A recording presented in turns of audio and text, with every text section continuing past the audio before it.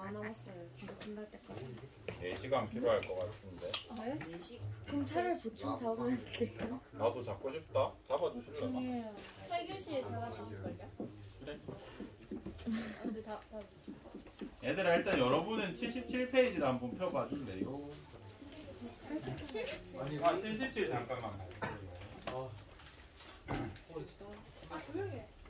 조용히 해. 오늘 금요일이죠? 오늘 벌써 금요일이네. 오늘 4시간이면 다음 주 거의 계속. 뭐 나올지 찝어주는 시간까지는 안 되겠는데. 나 보충을 2시간 해요. 그건 아니지. 해요. 아니지 근데 시험 3일 전에 첫날이 생명 아니에요? 아, 그러니까요. 배우고 바로 치는 건 의미가 없다 생각했는데. 나도 그렇게 생각해. 이거 봅시다. 일단 길항작용이란 단어를 선생님은 수업 중간중간에 사용했는데 여러분들은 잘 이해를 못해서 언급을 안 했었거든요. 오늘 언급하고 하겠습니다. 서로 반대 효과로 적용하는 것 정도로 이해하면 좋을 것 같습니다. 기량작용을 한다라는 건 서로 반대 효과로 작용을 한다는 뜻인데, 예를 들면 우리 심장을 기준으로 봤을 때 요런 신경이 있고 요런 신경이 있어. 이거 뭐라고 그린 것 같아? 교감. 어디가 교감이야? 위에가. A가 교감, B가 부교감이다. 교감 신경이 심장에 작용하면 심박이 어떻게 돼요? 빨라져. 좋아요. 찐. 부교감이 작용하면 그래. 떨어지지. 얘네는 하나의 기관에 대해서 어떤 작용을 해? 반대.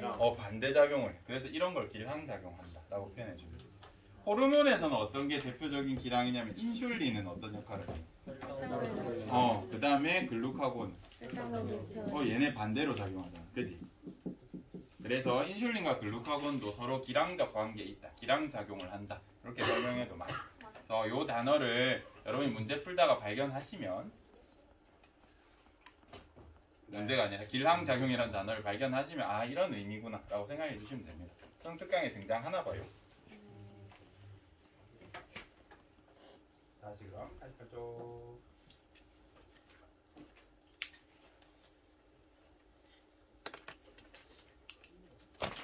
느리네. 한번 보충 얘기를 말씀드려 볼게. 잡혀있긴 한데 언제로 잡히는지 잘 모르겠네. 이렇게 내요. 2번 보충이야 2번. 그래, 알 수 있으면. 근데 각이 나오나 모르겠다. 보자, 우리 저온 자극이 오면 우리가 이걸 저온 자극으로만 표현하진 않는다 그랬죠. 어떻다 그랬어? 뭐 춥다, 달달하다. 뭐 다양한 방식으로 표현할 수 있겠죠. 여러분 이걸 저온 자극으로 인식하면 되고, 그러면 우리가 앞에서 배웠던 것처럼 안내가 이걸 인지합니다. 그래서 뇌하수체 전엽 보고 야 갑상샘 일시켜라 라고 하면 갑상샘이 티록신을 분비해서 물질대사를 촉진해. 물질대사가 촉진되면 어떻게 된다 그랬어? 더워요. 열 발생량이 증가. 지금 우리가 여기서 볼 게 뭐냐면 우리는 지금 추운 상태야. 그치? 내가 그러면 추운 걸 완화하려면 어떻게 해야 돼? 내 몸의 체온을 올려야 돼요. 지금 높여야 돼. 체온이 떨어진 상태니까. 맞지? 체온을 높일 때는 2가지 방법이 있다. 뭐냐면 열 방출량을 어떻게 하면 될까? 내 몸에서 갖다 버리는 열 에너지. 이건 줄여야지. 이건 아껴야지. 바깥에 낭비하면 안 되잖아. 그지? 그리고 내 몸 안에서 열 발생량은 어떻게 해야 돼? 늘려요. 맞아. 이런 2가지 방안으로 내 체온을 높일 수 있어. 열 발생량은 어떻게 증가시키냐면 몸을 떨어요. 몸을 떨 수도 있고, 근데 우리 책에서 나오는 건 물질 대사를 촉진하는 방식이 있어. 다른 말로 세포호흡을 촉진해서 열을 낼 수 있어. 열 방출량은 어떻게 줄인대? 세혈관. 우리 피부에 있는 혈관을 수축시키는 거야. 피부에 있는 혈관이 이렇게 크면 혈액이 많이 지나가겠죠. 네. 그럼 내 몸 안에 있는 열 에너지를 혈액이 많이 뺏긴단 말이죠. 그래서 혈관을 수축시킵니다. 피부 혈관 수축하는 방식으로 하고 있습니다. 요거 말고 우리 털이 바짝 설 때도 있어. 털을 세워서 공기층을 형성할 때도 있거든요. 그거는 우리 책에는 안 나오니까 오늘은 넘어가도록 하겠습니다. 그 다음에 선생님이 부실 ACTH 새로 설명해줬나? 네. 했어? 네. ACTH가 뭔데? 부신 겉질 자극 호르몬. 잘 배웠네. 요렇게 할 수 있습니다. 우리는 요 경로는 알아. 그러면 간내가 네아스테 전엽한테 명령할 때는 어떤 호르몬 쓴다 그랬어? 간내가 네아스테 전엽에다 명령하는 호르몬 요거는 추가로 기억해달라 했죠? TRH라는 게 존재하고 네아스테 전엽이 갑상샘한테 명령할 때는 TSH. 갑상샘이 우리 온몸 세포에는 티록신이라는 형태로 물질 대사를 촉진하라고 합니다. 그러면 이 티록신이 너무 많이 분비되면 안 되니까 티록신이 뭘 억제해? 음성 피드백으로 얘네를 억제해서 멈춘다 라는 얘기도 지난 시간에 했던 것 같습니다. 그려줄게. 그런 무시무시한 표정 짓지 말라고. 이렇게 억제할 수 있다.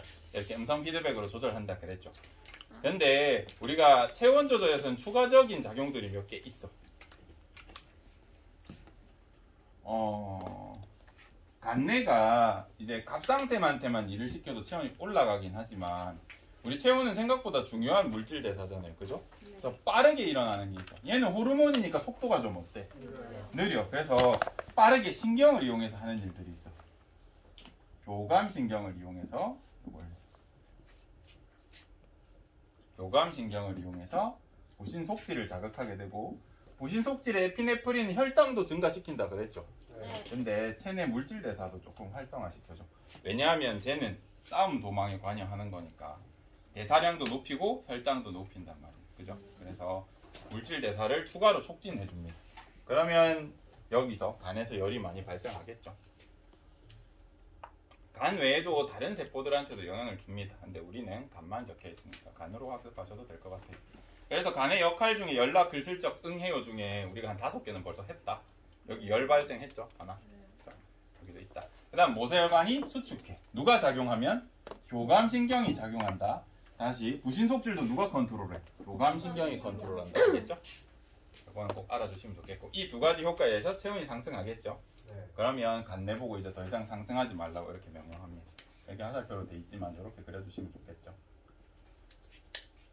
그러면 더 이상 체온이 증가하지 않을 겁니다.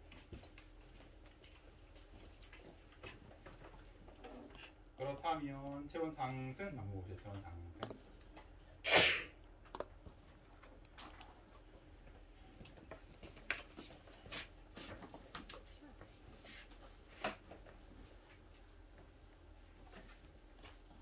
체온 상승은요, 내 지금 체온이 높아. 그러면 저거랑 반대로 해야겠지. 열 방출량은 어떻게 해야 돼? 높여야 돼. 열 발생량은 줄여야 되겠죠. 그죠? 그래서 간내가 이걸 알게 되면 분비량을 줄여. 얘가 안 나오니까 얘도 안 나오겠죠. 얘도 안 나오겠죠. 그래서 열 발생량은 억제가 됩니다. 그리고 여러분이 눈여겨보셔야 될 게 이거야. 우리가 보통 기량적으로 작용할 때 교감신경이 작용하면 누가 작용해서 막아줬어? 부교감. 근데 얘는 어떻대? 교감신경이 꺼지면 확장돼. 이게 무슨 소리냐면 원래 혈관은 이 사이즈야. 근데 교감신경이 작용하면 혈관이 수축해. 그래서 내가 교감신경의 작용을 끄면 어떻게 될까? 다시 원래 사이즈로 커져. 이렇게 작용하거든요. 근데 여러분들이 공부하시다가 많은 실수를 합니다. 얘는 앞에서 교감신경이 작용했으니까 얘는 완화된다가 아니라 부교감이 작용한다 이렇게 착각할 때가 있거든요. 다른 건 다 그래.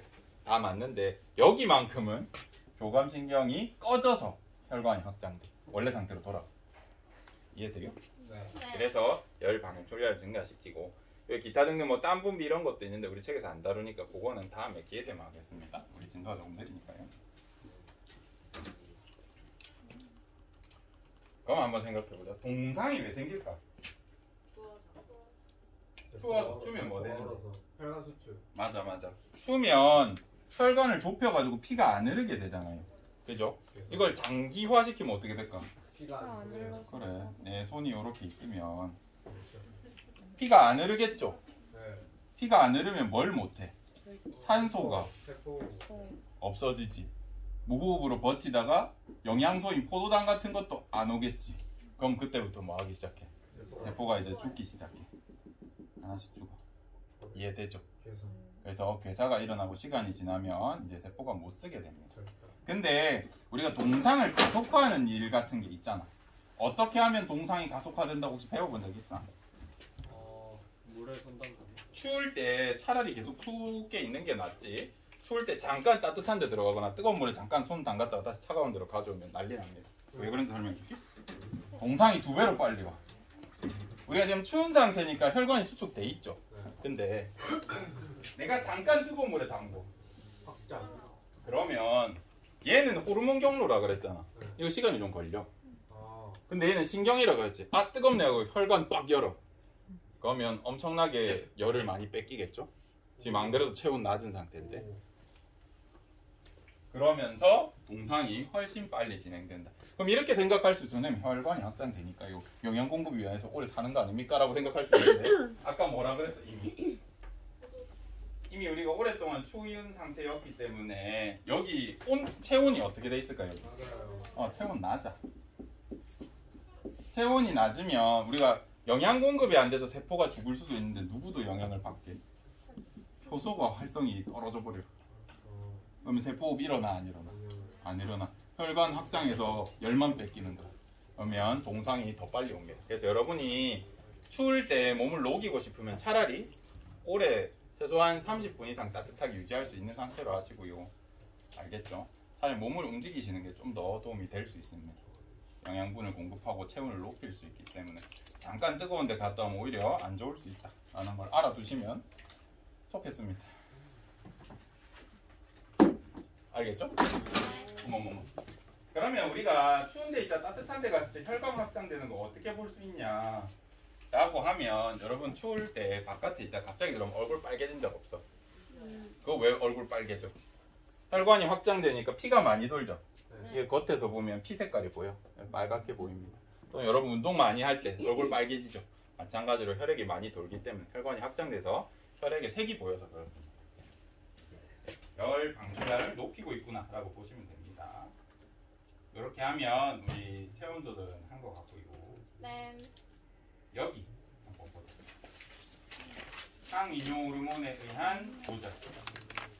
여기는 판서를 한번 해볼까? 불 좀 켤게요.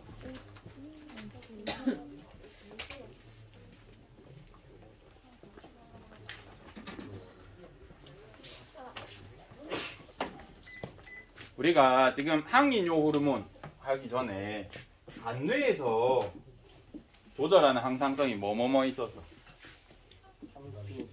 혈당, 삼투압, 체온.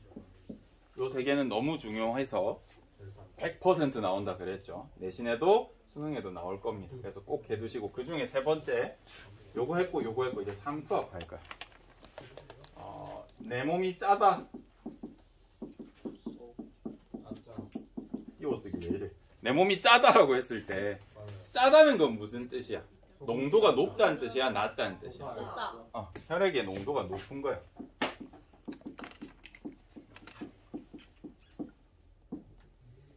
높다라는 뜻이야. 높다라고 적히긴 이거 하면 변화량 같으니까 높다라는 뜻이야. 근데 우리 시험 문제에서는 이렇게 쉽게 표현 안 합니다. 혈액에 있는 물 성분, 혈구를 빼고 혈장이라고 표현하기도 하고요. 혈장 농도가 높다 이렇게 표현할 수도 있고, 농도란 말을 안 쓰고 대신 뭘 쓸 수 있어? 삼투압이 높다 이렇게 쓸 수 있어. 여러분이 삼투압이란 말이 어려우면 농도란 말이랑 같이 쓰시면 문제가 없을 겁니다. 공기가 너무 쎄신데? 덥지 않니? 뭔가 갑갑한데? 일단은 오늘은 먼지가 좀 없대? 어떻대? 괜찮아. 아직 비가 안 왔는데 모르겠네. 혈액의 농도가 높다라고 표현할 수 있고, 또는 운동을 해서 땀을 많이 흘렸다 이렇게 표현할 수도 있겠죠. 그러면 지금 내 몸에 물이 빠져나간 상태입니다. 내 몸이 짜. 그러면 간내가 판단을 할 거고, 간내가 어디에다 명령을 할까? 내 하수체? 후엽에다가 명령을 해. 다른 반은 세로로 썼는데 우리는 가로로도 가자. 후엽의 명령하면 어떤 호르몬이 나와요? 항인용. 항인용 A, D, H 항이뇨 호르몬이라는 게 나와. 얘는 역할이 뭔데? 통과돼서 수분 제어. 수분을 흡수시켜.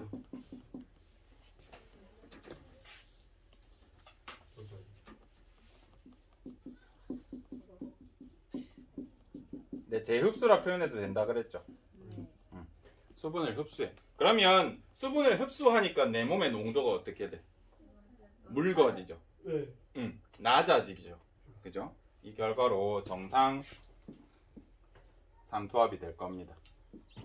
혈장 혈액 농도.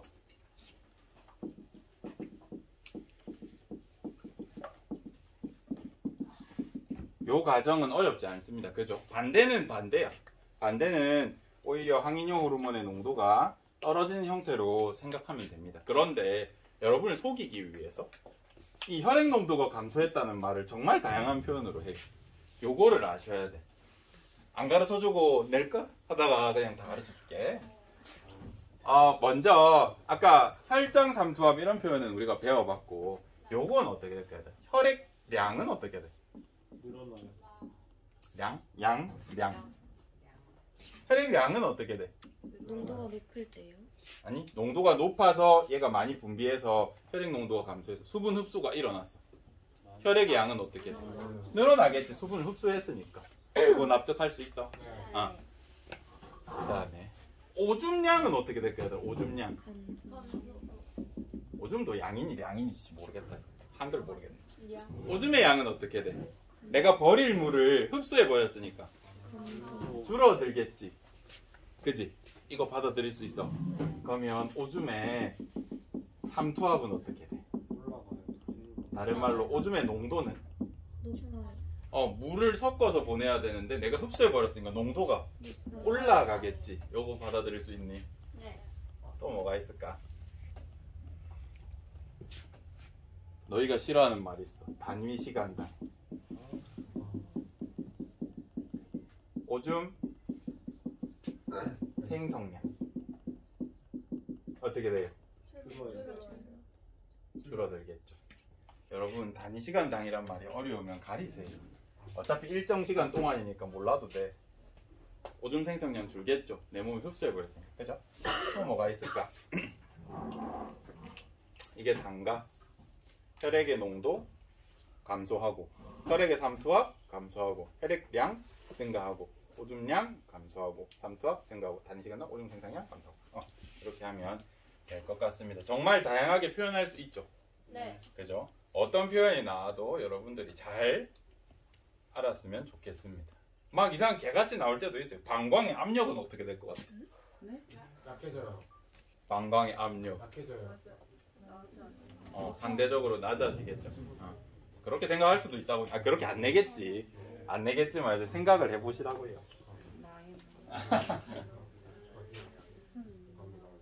할 수 있겠어? 이렇게 표현해도.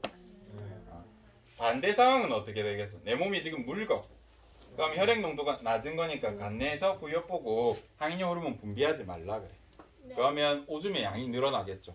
혈액량 줄어들겠죠. 네. 그지? 오줌 농도는 높아질 거고 단위 시간당 오줌 생성량 많아질 거고, 그지? 이렇게 표현할 수 있겠죠? 그래서 여기 파트는 이렇게 정리할 수 있습니다.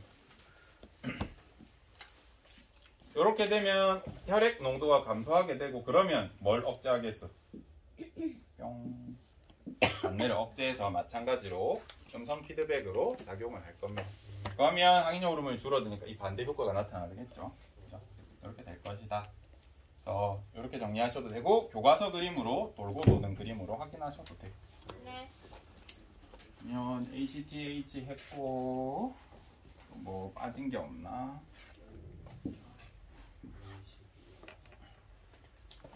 여기까지가 우리 체온 조절과 삼투압 조절 끝입니다. 우리 요거 당질 코르티코이드에 대해서는 했나? 네. 얘기해줬죠. ACTH 하면서 얘기해줬나? 오케이. 그러면 여기서 끝.